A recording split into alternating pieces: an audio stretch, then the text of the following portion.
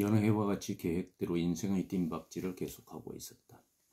지금까지는 힘이 드는 오르막이었고 반환절만 돌면 내리막이 예상되었기에 훌륭한 성과를 기대하고 있었다. 앞에 펼쳐진 내리막을 앞두고 모든 문제의 중심에 내가 있다는 설화에 휘말리게 된 것이다. 나는 인생의 여정을 함께 뛰는 사람들보다 현저히 빠른 속도로 또 다양한 방식으로 내가 하고 싶은 대로 마음껏 달렸다. 같이 뛰는 주변 사람들의 칭찬도 있었지만 원성도 많았다. 다른 주자와 엄청난 격차를 보이면서 독주한 것이 문제의 발단이었다. 지방에선 실정에 맞게 속도를 줄여서 주변 사람들과 보조를 맞춰 천천히 갔었어야 했는데 난 내 능력만 믿고 더 이상 속도를 줄이지 않았다. 결국 원성을 산 사람들이 반환전 주변에 덫을 설치하고 기다렸는데 난 덫에 걸린 줄도 모르고 계속 신나게 달렸다. 결국 마라톤 반환 지점에서 누군가 설치한 덫에 걸려 넘어졌다. 돌뿌리를 걷어차며 엎어졌는데 그냥 넘어진 것이 아니라 상처를 입고 나동그라졌다. 더 이상 뛸 수 없을 것 같은 마음의 상처까지 생겼다. 더 뛰어야 할지 아니면 그만둘지를 고민할 정도로 심했다. 내가 다른 사람이 설치한 트랩에 넘어진 이유는 이전 성공에 대한 자만, 즉 휴브리스 때문이라고 생각한다. 넘어져 있는 동안 마음의 상처 때문에 계속 넘어져 있을 것인지 아니면 털고 일어설 것인지가 고민이 될 정도로 심각했다. 넘어져 아픈 것보다 창피함이 더 앞섰다. 내 앞에 펼쳐진 덫 중 10중 8구는 나의 실수가 아닌 원성에서 비롯된 것이 대부분이지만 한두 개는 내 잘못으로 인한 실수도 있다. 오해라고 주장하기는 하지만 나에게 덫을 놓게 만든 상황을 내가 만들었다는 점이 문제의 핵심이다. 앞으로 어떻게 할 것인지에 대한 답을 고민하면서 성찰의 시간이 필요했다. 첫째의 해결 방안은 기업인으로 존경을 받고 있는 스티브 잡스의 사례에서 교훈을 찾아보자는 생각이다. 스티브 잡스의 말과 글을 음미하다 보면 이와 비슷한 사례를 찾을 수 있고 또 그 말에서 내가 어떻게 해야 할 것인지를 알 수 있기 때문이다. 예전의 성공에 대한 자만, 과거 걱정과 미래 준비, 그리고 혁신과 실수에 대한 스티브 잡스에 대한 생각들이 떠올랐다. 그의 말과 글을 되새겨봄으로써 내가 겪고 있는 이 고민을 해결할 수 있었으면 하고 또 내가 위로를 받을 수 있지 않겠냐는 생각 때문이었다. 첫째, 성공할 때마다 당신의 문을 두드리고 있는 자신의 오만함을 늘 경계하라. 그때는 몰랐지만 애플에서 해고된 것은 내가 겪었던 일 중에서 최고 중의 하나였다.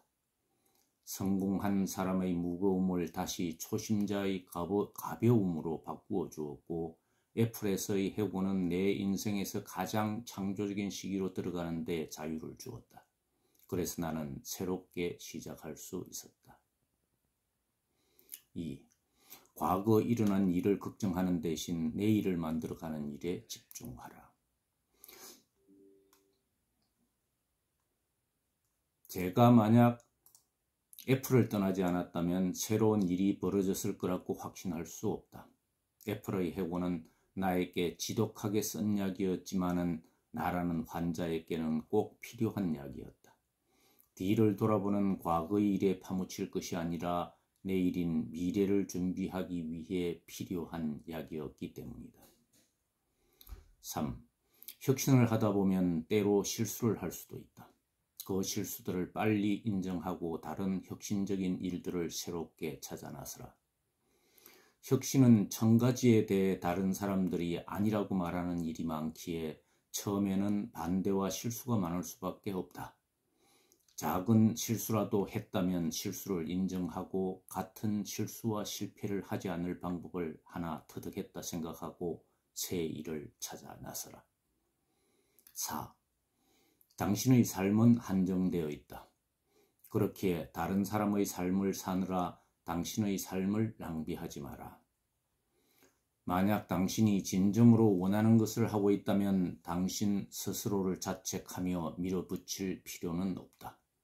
왜냐하면 당신이 가지고 있는 비전이 주변 사람들을 자연스럽게 끌어당길 것이기 때문이다.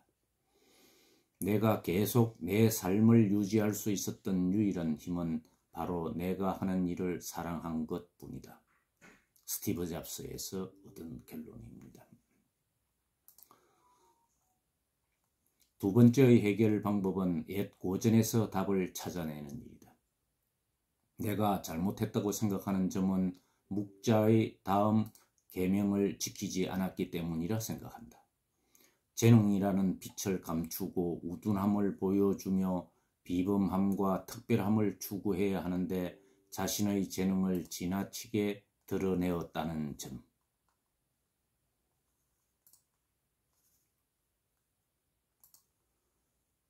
자만하지 말고 겸허하며 다른 사람의 비평을 기꺼이 받아들이라는 점.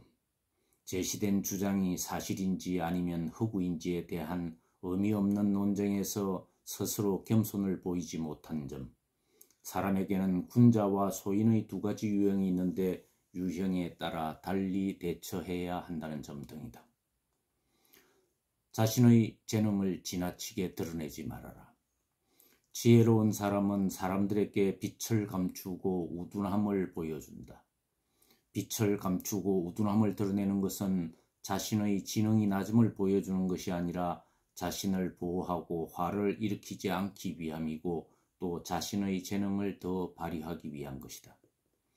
비범함과 특별함을 추구하는 것은 적극적인 인생 태도이지만 재능을 밖으로 드러내지 말고 감추라고 했다.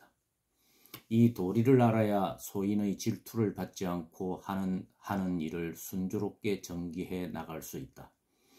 영리한 사람은 자신의 영리함을 깊숙이 묻어두고 필요할 때만 사용하는 반면 영리한 척하는 사람은 다른 사람을 모함하는 것을 재주로 여기고 시시때때로 사용하다가 자신이 판 함정에 스스로 빠지곤 한다. 겸허한 태도로 마음을 열어라. 묵자는 자만하지 말고 겸허하며 다른 사람의 비평을 기꺼이 받아들이고 자기 잘못을 바로잡아서 넓은 마음으로 타인의 장점을 흡수해야만 자신의 장점을 더욱 향상시킬 수 있다고 했다. 양자강과 황하는 작은 물줄기를 마다하지 않아 결국 큰 강을 이루었다는 말과 같이 타인의 장점을 흡수하고 겸허한 태도를 가지라고 일갈하고 있다. 절대 오만해서는 안 되며 겸손이야말로 삶에서 가장 성실한 태도이다.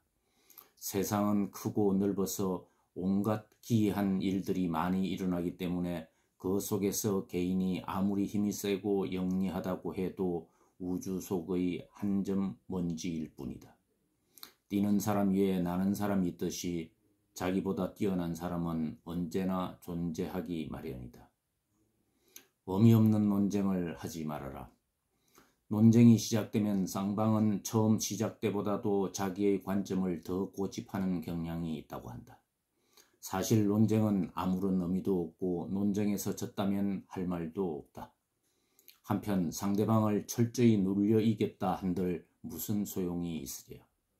일시적으로 승리를 거두었을 뿐 그 쾌감은 오래 가지 못한다.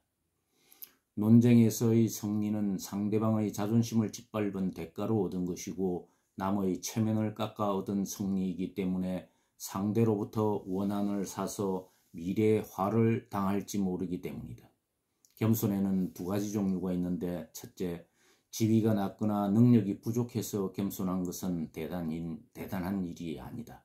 둘째, 사업에서 성과를 얻고 다른 사람에게 칭찬받을 때 겸손한 것이야말로 사람들의 존경을 받는 진정한 겸손이라는 말이다.